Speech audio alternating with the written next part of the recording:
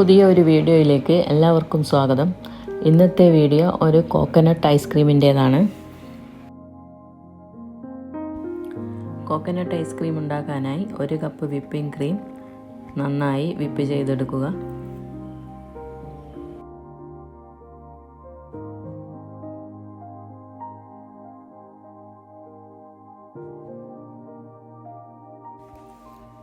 ശേഷം അതിലേക്ക് 1 teaspoon vanilla എസൻസും 1/2 കപ്പ് മിൽക്ക് മെയ്ഡും ചേർത്ത് ഒന്നുകൂടെ മിക്സ് ചെയ്യുക.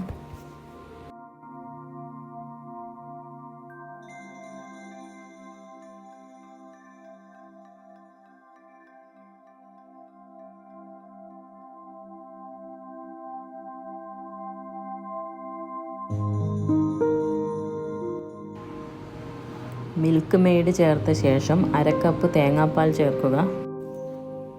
തേങ്ങയുടെ 1-ാം പാലാണ് ചേർക്കേണ്ടത്.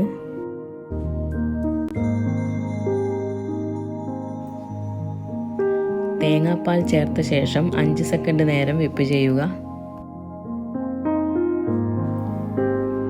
1/2 കപ്പ് ചെറുതായി കട്ട് ചെയ്ത തേങ്ങ കൂടി ചേർത്ത് കൊടുക്കുന്നുണ്ട്.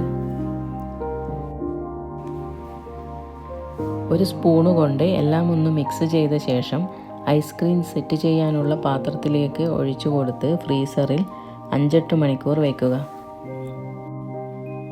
ഐസ്ക്രീമിൻ്റെ മുകളിൽ നട്ട്സ് എന്തെങ്കിലും പൊടിച്ച് ചേർത്ത് കൊടുക്കണമെങ്കിൽ ചേർത്ത് കൊടുക്കാം. ഞാനിവിടെ വാൽനട്ടാണ് പൊട്ടിച്ച് ചേർത്തത്. വളരെ ടേസ്റ്റി ആയിട്ടുള്ള ഒരു ഐസ്ക്രീമാണ് കോക്കനട്ട് ഐസ്ക്രീം. എല്ലാവരും ഇത് ഉണ്ടാക്കി നോക്കണം.